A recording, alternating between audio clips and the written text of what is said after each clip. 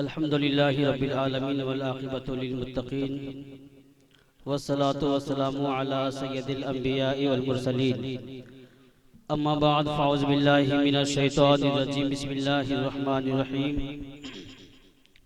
कुल्लु नफ्सिन ज़ाइक़तुल मौत सदक़ल्लाहुल मौलानाल अज़ीम बल्लगना रसूलुहुन नबियुल करीम व नहनु अला ज़ालिका लमिनश शाहिदीन व शाकिरीन वल्हम्दुलिल्लाहि रब्बिल आलमीन।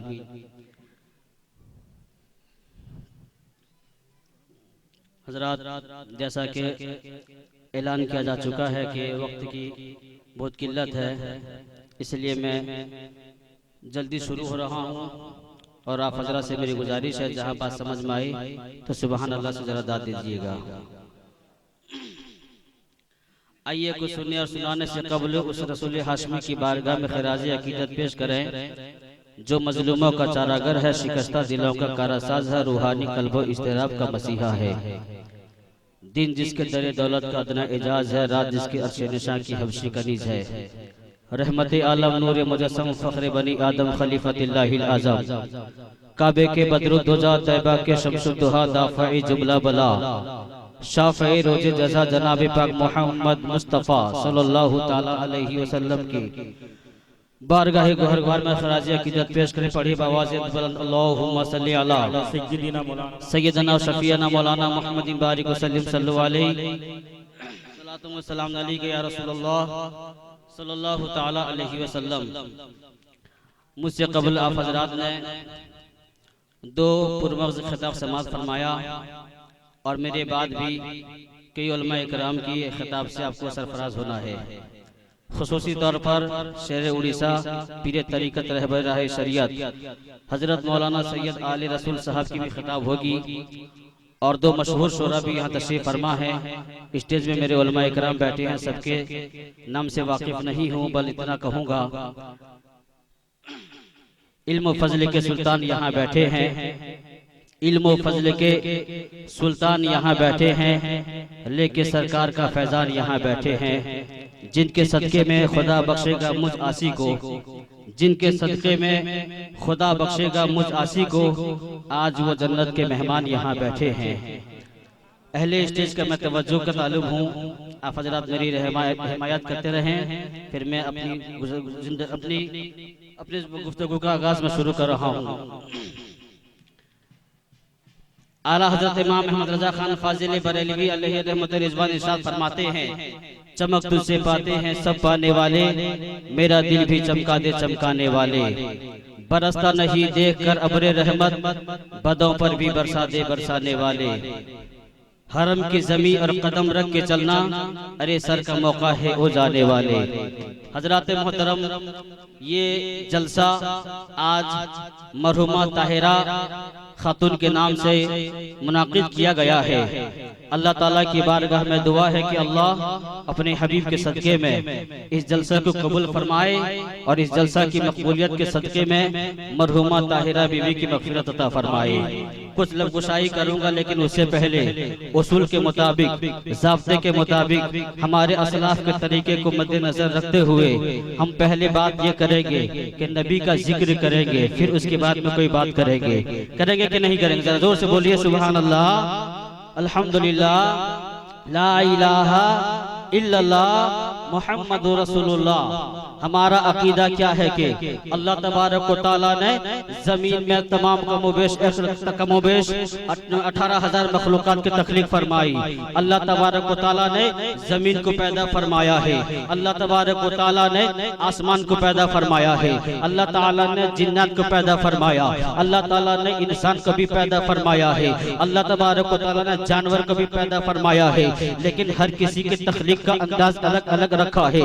देखो जानवर को देखो, उसको कान किस अंदाज से दिया है, बैल को पैदा फरमाया लेकिन कान किस अंदाज से दिया है, जानवर को पैदा फरमाया, बकरी पैदा फरमाया लेकिन कान किस अंदाज से दिया है, नाक किस अंदाज से दिया है। अल्लाह ताला ने तमामों को तख्लीक किया है, लेकिन सबसे बेहतर जिसको बनाया उसे इंसान कहते हैं, जिसको सबसे अफजल बनाया उसी को इंसान कहते हैं। इंसान कितना अच्छा, आज भी कुरान कहता है कि हमने इंसान को बेहतरीन तख्लीक में पैदा फरमाया है। कितना अच्छा इंसान है, इतना अच्छा इंसान के आज हवा में इंसान उड़ रहा है। अगर आप कहेंगे मौलाना नियाज, अगर देख करके खूबसूरती की बात करनी है, कौन खूबसूरत है, कोई ये कह सकता है कोई बॉलीवुड का हीरो हमारे लिए खूबसूरत है, कोई ये कह सकता है कि बॉलीवुड की हीरोइन हमारे लिए खूबसूरत है, लेकिन गलत बात है। अगर देख करके किसी को फैसला करने की बात है कि अफजल कौन है, बेहतर कौन है, कामिल कौन है, आला कौन है, तो किसी को क्या देखा ना देखा, मेरे उलमा इकराम को देखो कितने खूबसूरत है। अगर देखकर बात करनी है तो धामनगर के मुजाहिदे मिल्लत को देखो कितना खूबसूरत है, इतना खूबसूरत के जेल के अंदर भी आप है, जेल के बाहर भी आप, जरा जोर से बोलो। अगर खूबसूरती की बात करनी है, देखना है कौन खूबसूरत है, बरेली चल के देखो। जिंदाबाद। देख करके खूबसूरती की बात करनी है, जरा चल के बरेली चलो, देखते हैं कितना खूबसूरत है, कौन जिसे दुनिया ताजुल शरिया कहती है, इतना खूबसूरत के ऐसा लगता है आसमान का चांद जमीन पे उतर आया है। अगर देखकर खूबसूरती की बात करनी है, बरेली में आला हजरत को देखो जिसने 1000 से ज्यादा किताबों की तख्लीक फरमा के कौम के हवाले कर दिया। अगर देखकर खूबसूरती की बात करनी है तो कहीं और नहीं, अजमेर की चलो के देखते हैं कितना खूबसूरत थे अजमेर का पीर, जिसके हाथों में 90,000 काफिरों ने इस्लाम ले आया हो। कितना खूबसूरत है। बगदाद चल के देखते हैं कितना खूबसूरत है, इतना खूबसूरत के चोर भी आए तो वली बन जाए, इतना खूबसूरत है। तो चलो चल के हम करबलाए मोहल्ला देखते हैं कितना खूबसूरत है मेरा हुसैन। अभी हुसैन की बात यही है, मैं कहता हूँ नबी की बात कैसी होगी, नबी की बात को यही रहने दीजिए। हम मसलक के आला हजरत के मानने वाले हैं, हमारा ईमान ये है कि हमारा अकीदा ये है कि हम कलमा पढ़ेंगे आमीना के लाल का, हम कलमा पढ़ेंगे अहमद मुख्तार का, हम कलमा पढ़ेंगे रसूल आजम का, हम कलमा पढ़ेंगे नबियों के इमाम का। लेकिन ईमान ये है आदम भी बेमिसाल, नूह भी बेमिसाल, जकरिया भी बेमिसाल, यहिया भी बेमिसाल, ईसा भी बेमिसाल, यूसुफ भी बेमिसाल, अय्यूब भी बेमिसाल, जकरिया भी बेमिसाल, मूसा भी बेमिसाल, ईसा भी बेमिसाल, इब्राहिम भी बेमिसाल, इस्माइल भी बेमिसाल। और क्यों न हो के अल्लाह तबारक व तआला ने हर नबी को अपनी कौम से बेहतर बनाया है, अपनी कौम को अपनी कौम से अफजल बनाया है।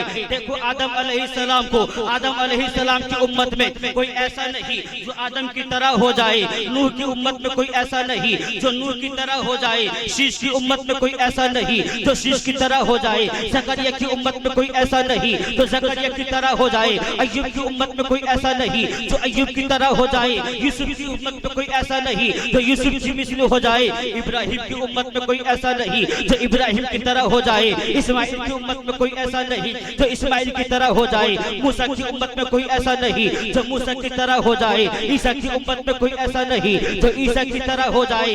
आखिर क्यों? इसलिए कि अल्लाह तबारक व तआला ने हर नबी को अफजल बनाया है, हर नबी को आला बनाया है। इतना आला है उनका चलना बेमिसाल, उनका बोलना बेमिसाल, उनका कहना बेमिसाल, उनकी गुफ्तार बेमिसाल, उनकी रफ्तार बेमिसाल, उनका आना बेमिसाल, उनका जाना बेमिसाल, उनका सोना बेमिसाल, उनका जागना बेमिसाल। क्यों? इसलिए कि अल्लाह तबारक व तआला ने हर नबी को जिंदाबाद। अल्लाह तबारक व तआला ने हर नबी को बेमिसाल बनाया है। मैं कहना चाहूंगा आदम जब बेमिसाल है, नूह जब बेमिसाल है, जकरिया जब बेमिसाल है, तो मानना पड़ेगा जब आदम बेमिसाल, जिसके सच्चे में आदम को आदमियत मिली वो नबी कैसा होगा, जिसके सच्चे में नूह को शुजाअत मिली वो नबी कैसा होगा, जिसके सच्चे में ईसा को जमाल मिला वो नबी कैसा होगा, जिसके सच्चे में इब्राहिम को खुलियत मिली वो नबी कैसा होगा, जिसके सच्चे में इस्माइल को सबियत मिली वो नबी कैसा होगा, जिसके सच्चे में ईसा को कमाल मिला वो मुस्तफा कैसा होगा। मैं किसी और की नहीं, मुस्तफा ने रहमत की।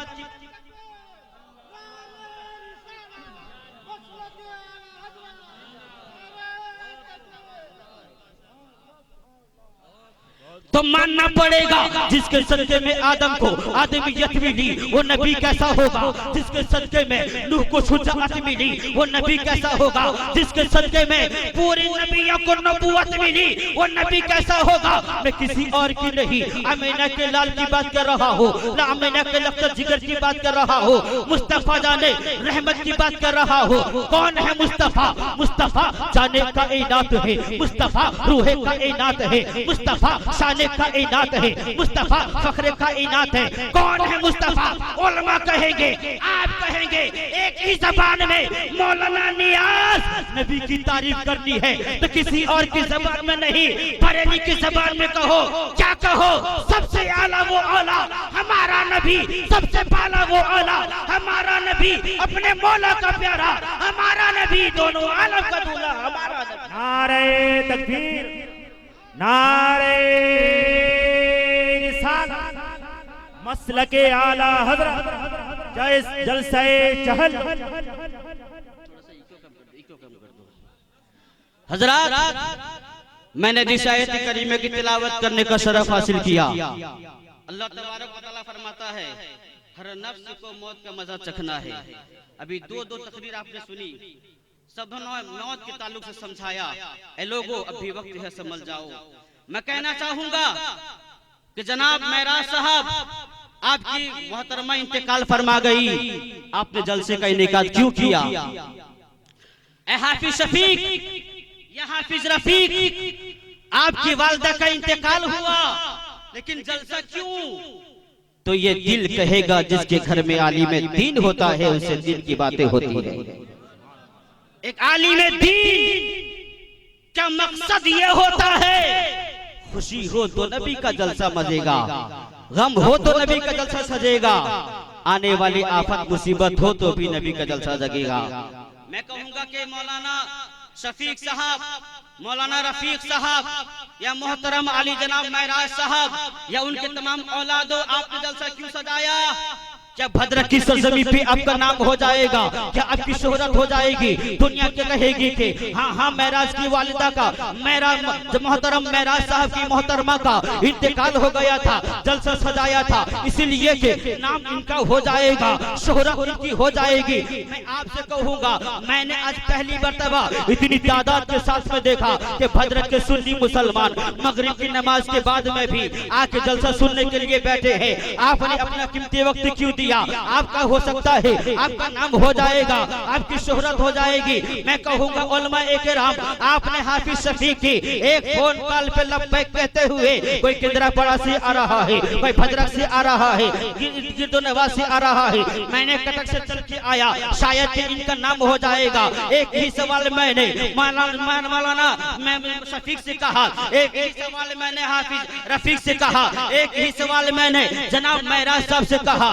क्या जवाब, मकसद क्या है इसका? जलसा सजाया क्यों है? तो जवाब इनका भी आएगा वही जवाब, आपका भी जवाब आएगा वही जवाब। आप आए इसलिए हमारी शोहरत हो, नहीं, बल्कि आप आए इसलिए सवाब की नियत से आए हैं। पूरे स्टेज वालों का, पूरा सबका ये जवाब होगा, मौलाना नियाज, हमने जलसा इसलिए नहीं सजाया कि हमारी शोहरत हो जाए, हम इसलिए नहीं आए कि हमारा नाम हो जाए, फकत इसलिए आए कि नजराना खुलूस हमारा कबूल हो, नजराना खुलूस हमारा कबूल हो, दामन में सबसे गुलशन तैयबा का फूल हो, दरबारे इश्क को सजाया है हमने कमर, मुस्तफा देख जाए तो मेहनत वसूल। सुभान अल्लाह, या रसूलल्लाह, अल मदद, जिंदाबाद, अल्लाहु अकबर।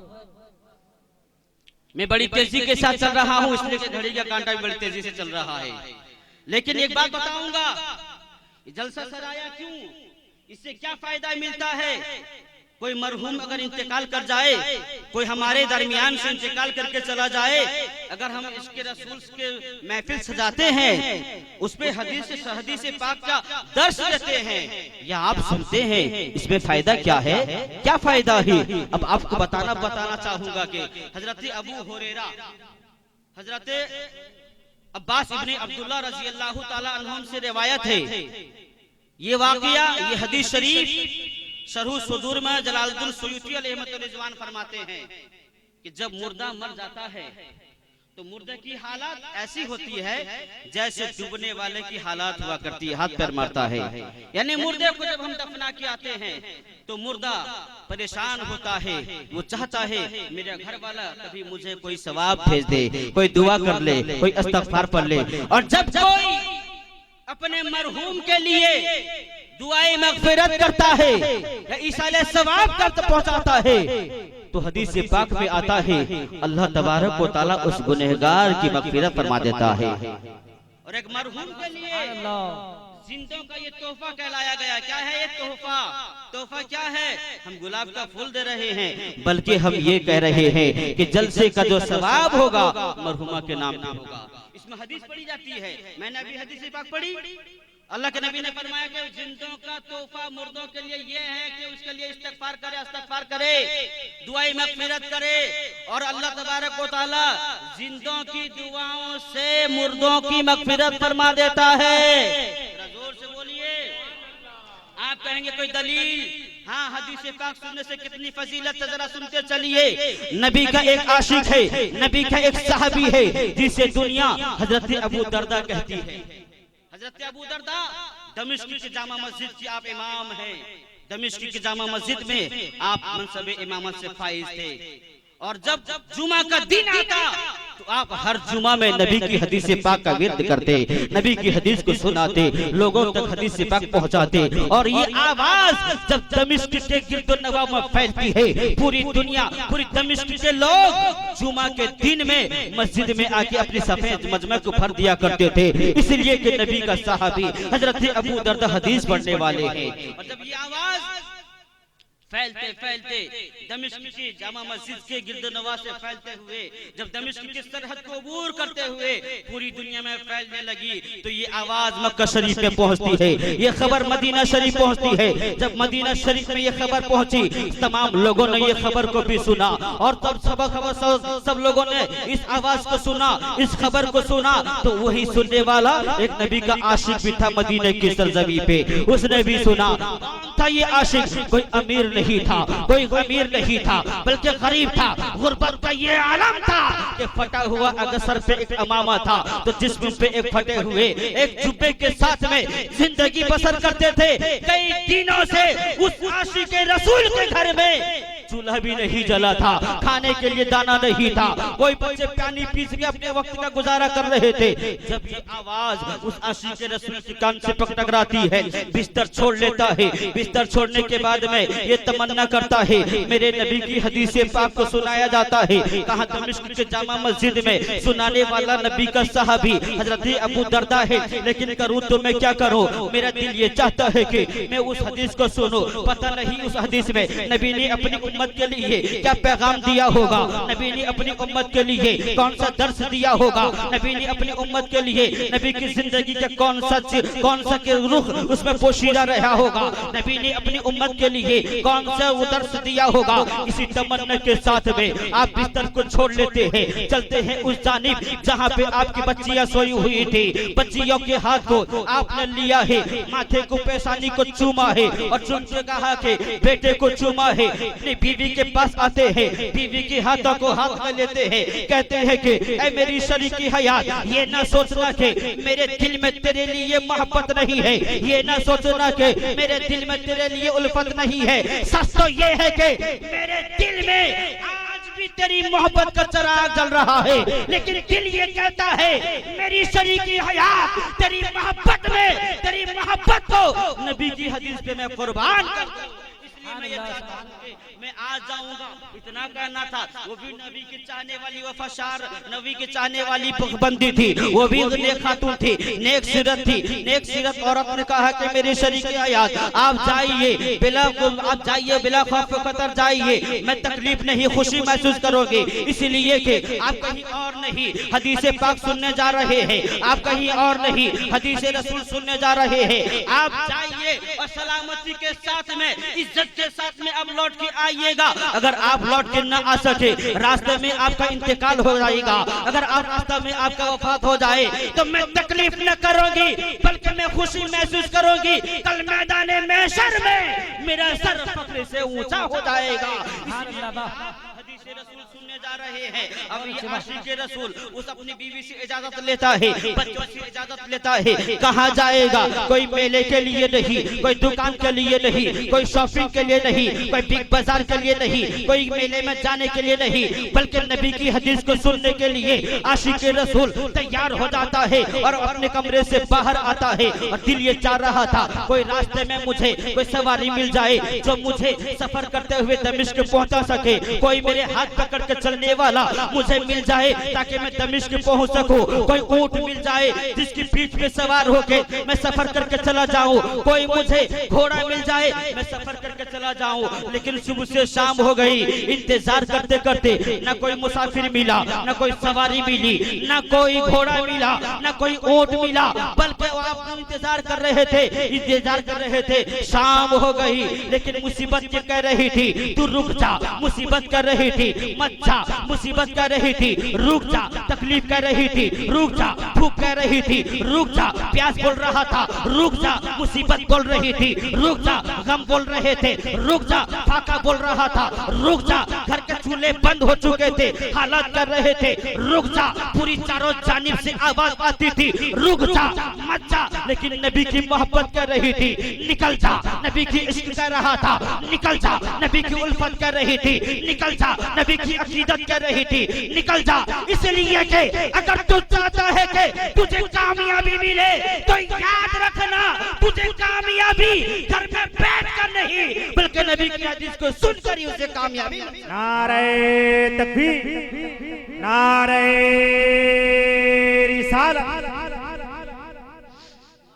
अगर तू चाहता है कि तुझे कामयाबी मिल जाए तो कामयाबी घर में बैठकर नहीं बल्कि नबी की हदीस पाक को सुनने के बाद में ही मिल सकती है। अब वो आशिक रसूल तारीख बता रही है कि कोई सवारी ना मिला, आशिक रसूल रुका नहीं बल्कि नबी की हदीस की खातिर, नबी के हदीस के एहतराम के खातिर, नबी की हदीस की इज्जत की खातिर वो चल दिया है। तारीख बता रही थी, भूख लग रही थी लेकिन वो चल रहा है, तारीख बता रही थी, प्यास लग रही थी लेकिन वो चल रहा है, मुसीबत आ रही थी लेकिन वो चल रहा है, गम आ रहे थे लेकिन वो चल रहा है, मुसीबत आ रही थी लेकिन वो चल रहा है।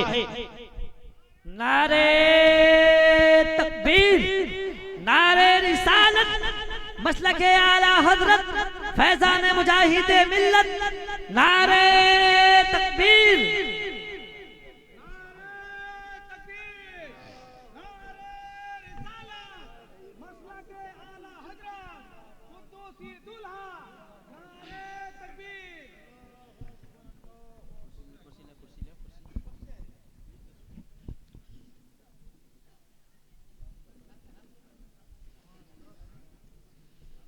तशरीफ रखिए, आप लोग तशरीफ रखिए। हजरत की तरफ से तशरीफ आरावरी हो चुकी है। अब कुछ ही देर में अपनी गुफ्तगू में खत्म कर लूंगा इंशाअल्लाह।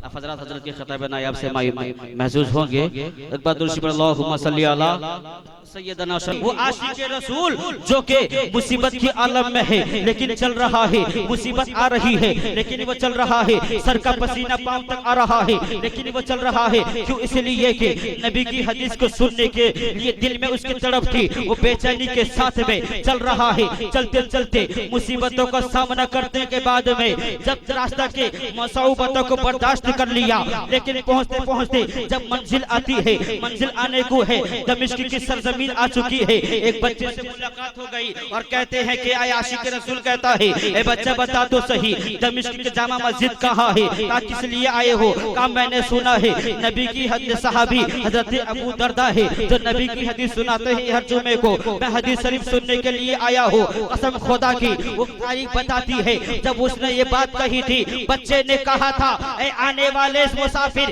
तेरे मुकद्दर पे मैं कुर्बान जाऊं। आया भी है तो उस दिन आया है जिस दिन आज यहाँ पे जुमा है, जरा जल्दी तेजी के साथ में जा, फला जगह मस्जिद है। पता पाने के बाद में नबी का आशिक जग गया है। क्या देखता है? दमिश्क की जामा मस्जिद है और दमिश्क की जामा मस्जिद में जब दाखिल होता है दरवाजे में क्या देखता है? पूरी मस्जिद मस्जिद सफों से खचाखच भरी हुई है। पूरी मस्जिद में लोग वहाँ पे तशरीफ फरमा है और दूर नजर जाती है मिंबरे रसूल पे जहाँ नबी का सहाबी हजरत अबू दरदा बैठ करके दुआ फरमा रहे थे। हजारों की तादाद है, हजारों की तादाद में आमीन आमीन की आवाज आ रही है। ये आशिक रसूल भी जा करके उन्हीं आमीन कहने वालों के सब में बैठ जाता है, आमीन कहता है। हर जानिब से आमीन की आवाज आती है। सहाबी रसूल दुआ कर रहे हैं और तमाम मुक्तदी दुआ में आमीन कर रहे हैं। लेकिन दुआ मुकम्मल होने से पहले इस आशिक रसूल ने बगल ही में बैठने वाले एक साहिब से पूछा, ए साहिब जरा बता तो सही,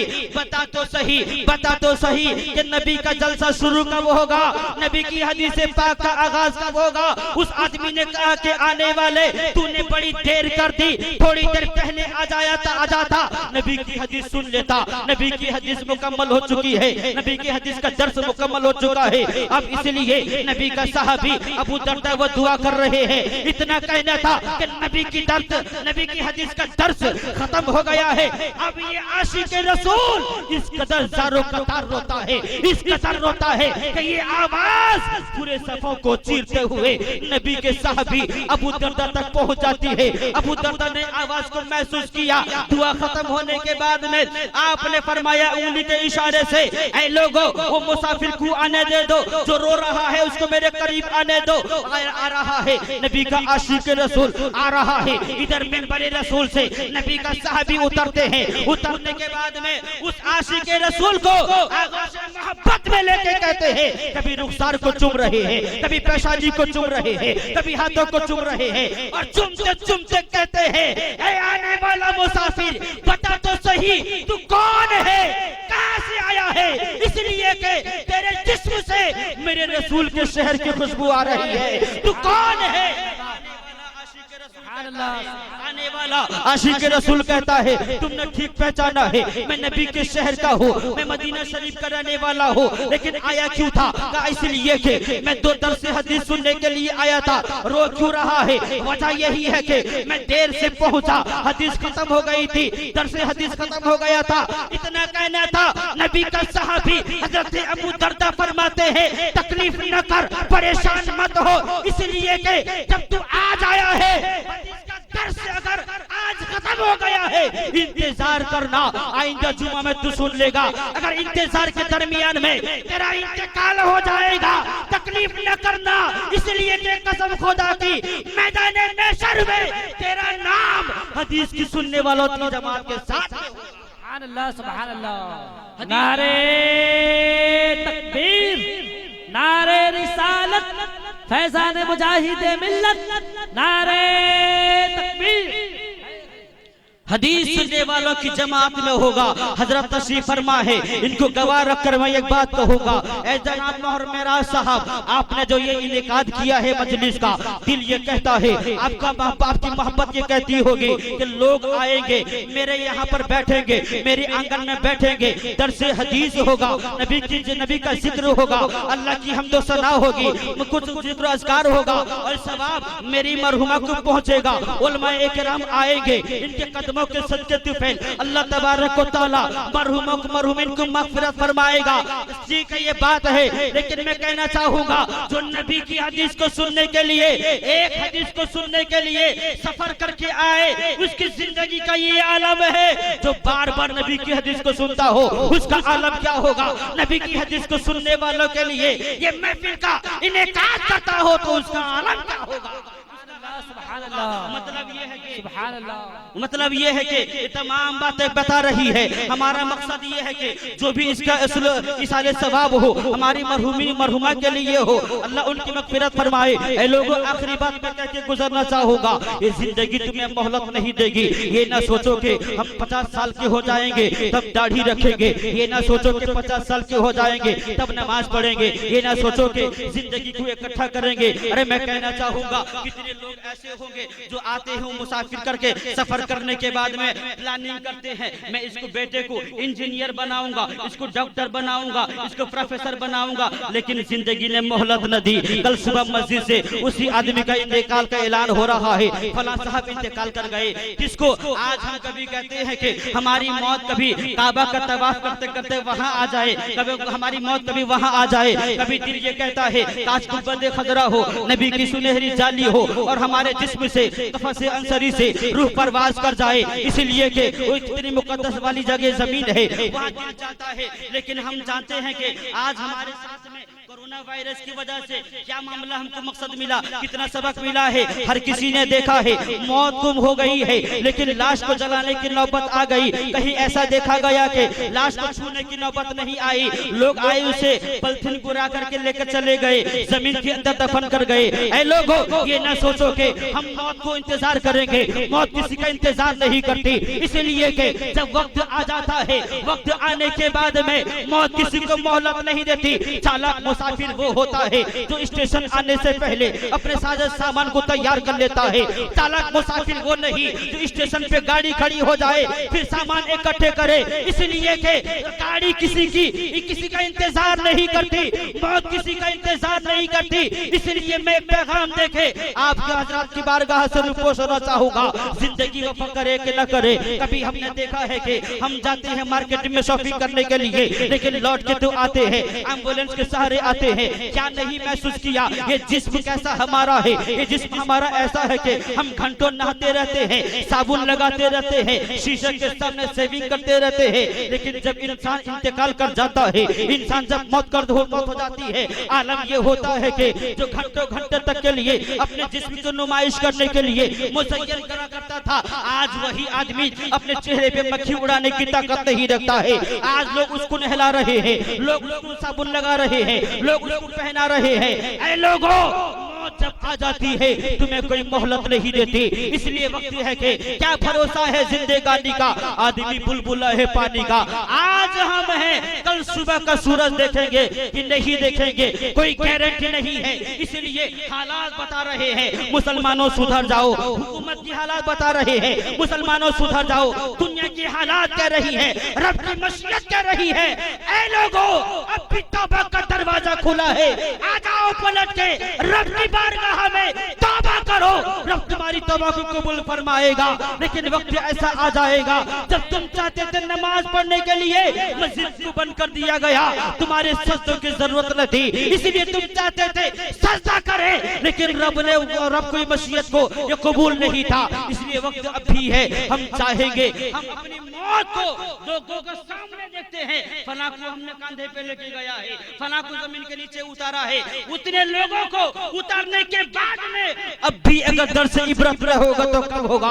इसलिए ऐ लोगों, मैं आखिरी बात कहूंगा, वक्त है पलट आओ, तौबा करो, उलमा के दामन से वाबिस्ता हो जाओ। इसलिए कि जरूरत है हमारी इस कौम को सुधार के लिए, इस्लाह की जरूरत है। सिर्फ जलसे जुलूस से बड़ी बात नहीं है, बल्कि जलसे जुलूस हो, इस्लाह हो जाए, कोई एक आदमी भी अमल पैरा हो जाए तो जिंदगी कामयाब बन जाएगी। अस्तगफिरुल्लाह रब्बी मिन कुल्ली ज़ंबि व अतूबु इलैहि, ला इलाहा इल्लल्लाह मुहम्मदुर रसूलुल्लाह सल्लल्लाहु तआला अलैहि वसल्लम।